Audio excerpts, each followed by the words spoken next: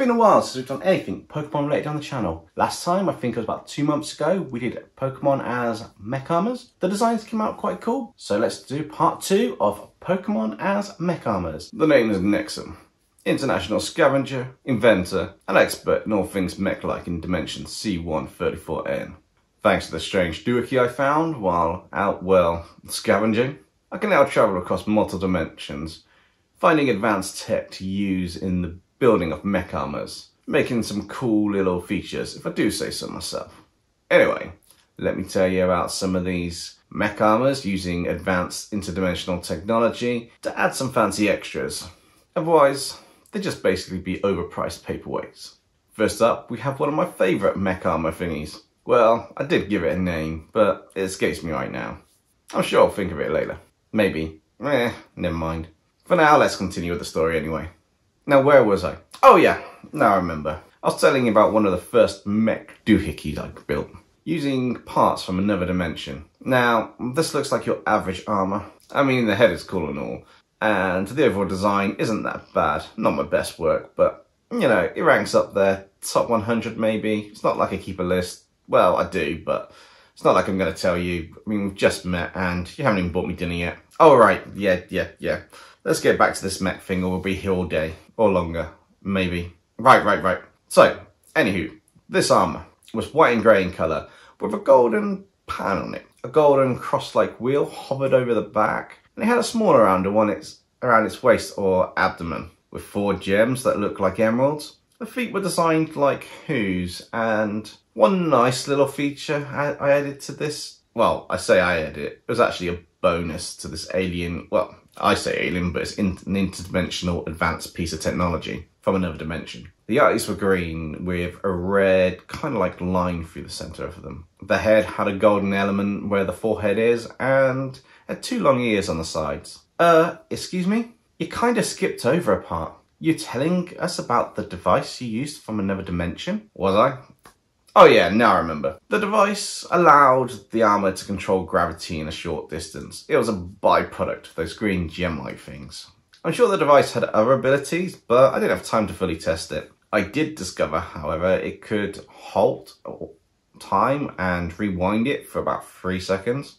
Although this could only be used every now and again. It took a lot of power from those green gem things. I dare say this device could defy the laws of nature. Well, at least in this dimension. It's probably just a trinket for a child in the dimension where I found it. Wait, what?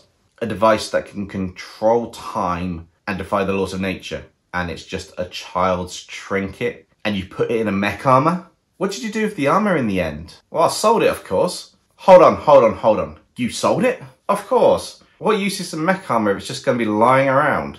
I sold it, and the buyer said he was going to change the world or something. It was right around about the time a huge meteor was heading to destroy the planet. It just disappeared. If you asked me, I'd say my mech armor was a big part in the thing disappearing. I have no proof, mind you. It's just a hunch based on that device being able to defy the laws of nature.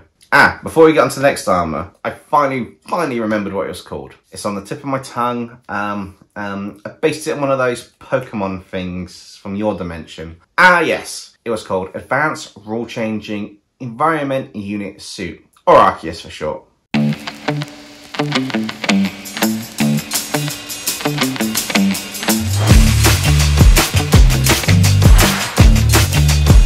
What? A mech armor that can defy the laws of gravity doesn't impress you? Fine, I thought Arceus was a cool name and a mech armor right up there.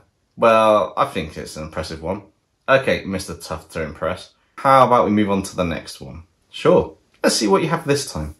Okay. Well, this one's a mixture of a design from a lion and a mech armor. You see, I took some inspiration from those things in your dimension. Well, I got stuck there for a week. Didn't you say you got stuck in C134N for a week as well? It was you, wasn't it? Or was it that other fella? The one who has a thing about gophers. Was it gophers? Maybe it was loafers. It doesn't matter. Back to this armor I created. As I was saying, I took inspiration in the design from Pokemon and a robot thing I saw in your dimension called a transfiguring robot. You know the thing, big giant robot that can change into cars, planes and whatnot. You mean a transformer, not a transfiguring robot. Although I guess it does kind of describe what it does. That's it. One of those transformer thingamabobs. Bob. I knew a guy called Bob once. Awesome guy. Hang around with someone called Henry. Gave the best greetings ever. So full of energy. It's a shame what happened to Bob though. Not that you need to hear about that. So, I created this mech armor based on a line and a transformer. It looked like a Predacon thing, I think it's called from your dimension. But I thought it was fun to have a transforming suit of armor, and this one could change into a lion. I also gave it a rather cool device. I based it on the dimensional jumping gadget I used to scavenge for parts. It can travel dimensions. Kinda, but it can only go to one dimension and back. I didn't quite get that bit ironed out, but the fellow who bought the thing, in the end, he didn't mind. He wasn't too keen on travelling multiple dimensions. The side effect? Now the side effect, he was rather pleased with. Side effect? What side effect? Was it safe? Was it something dodgy? Relax. The side effect was a good one, even though I couldn't make the thing jump from dimension to dimension to dimension. I did manage to get it to be able to teleport a decent distance in this dimension. He seemed to love it, and ironically, it tied into the whole lion theme, kind of like stalking a prey type of thing. Although he could only teleport while in the form of a lion. It's fine, I think. Well, he's not come back to complain or ask for his money back. I guess you want to know what this thing looked like. In its robot form, which I think is the best form, it had a lion head on its chest, which had a blue visor with a galaxy pattern on it where the eyes were, a crown on its head and spikes around the mouth. It looked kind of like a spiky sun. A simple design with white for the main body, red, black and yellow markings on it. The guy wanted it to be powered by something environmentally friendly but have a massive energy reserve.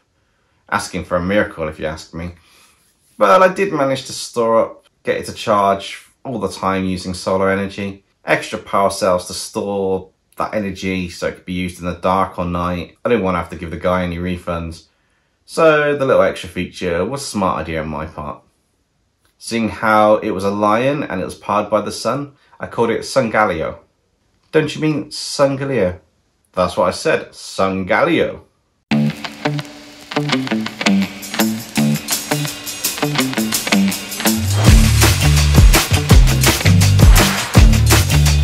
Time for one of the craziest requests for a mech armor I've had. Before I tell you about the features of it, this was one variation in the armor that was created for a customer. They wanted something on the unique side. There were 9 forms. Yes, you heard me, 9 forms for this one. You can imagine how much more complex a feature like this was, but that wasn't the crazy part. The customer wanted to have 9 abilities based on these forms. One was an orange colour scheme with the ability to control fire. Another was blue, with water as its element it controlled. A lighter blue one for ice, and so on and so on. Well, this form didn't have any fancy colours to it, but it was my favourite. Under the moonlight, the armour could turn a sleek, cool black colour. The design had a few yellow circles on it that glowed brighter when it attacked. Not much I can do about this, but to use its attack, it had to charge up. Go figure. The rest of the time, the circles had a very dim glow to them, allowing it to hide in the dark and wait for its unsuspecting prey. But this was nothing compared to the crazy part of this armour. Speaking of crazy, did I tell you about the time I jumped into Dimension with this talking dinosaur? I mean, the thing was like a T-Rex, but it had red skin, blue hair, and it talked. I know, crazy right? A dinosaur with blue hair that can talk. Let me tell you this, if I didn't do some fast thinking on the spot, I would have become Dino Chow. Okay, that does sound a bit crazy, but what has it got to do with this multi-dimensional mech armor? Shoot, you're not one for banter, are you? Okay, I'll get on with the story. You need to learn to appreciate things a little bit more. Anyway, as you want to hear about the mech armor, then here we go. People these days. What was that? As I was saying, this form was dark as night, had red eyes and yellow bands and circles on it that glowed. It looked like a wild creature in the dark, with the eyes and bands glowing. Some of my finest work. Sounds a bit scary. How come it was your favourite form? Well, it was sleek, fast and agile, but at the same time it can pack a punch. Due to the small frame, the longer the charge, the stronger the punch. but this thing was able to run rings around its opponent. Okay, that does sound pretty cool. But what was the device you added to this one? That was something that allowed this armour to change form in an instant. The hardest part was getting it to not mangle whoever was inside of it. But I managed to find a way, using a material that can change its shape based on a kind of shape memory feature. Yeah, a shape memory, whatever. Pretty genius, don't you think?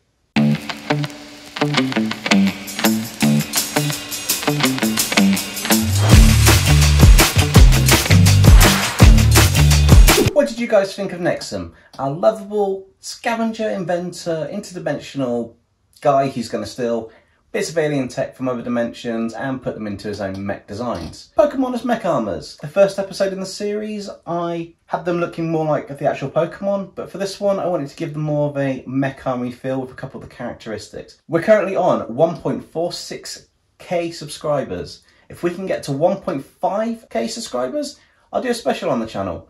One of Top Crush Studios' characters versus one of mine. If you're new to the channel and you want to see that, be sure to smash the like button and click subscribe if you feel like it. The first community redraw on the channel is going to be design a superhero to be venomized. Do 2 drawings, one close-up of the head and one of the character in full. Add what their superpowers are and a bit of information about them. The superhero doesn't have to be human, so let your imaginations go wild. The submission deadline is the 27th of June. The actual episode will probably come out a week after. You can submit via Discord or email. The links will be in the description below. That's all we've got time for today. I'm John Dempsey, this is DempseyJ Illustrations. Stay safe everybody, and I'll catch you next time.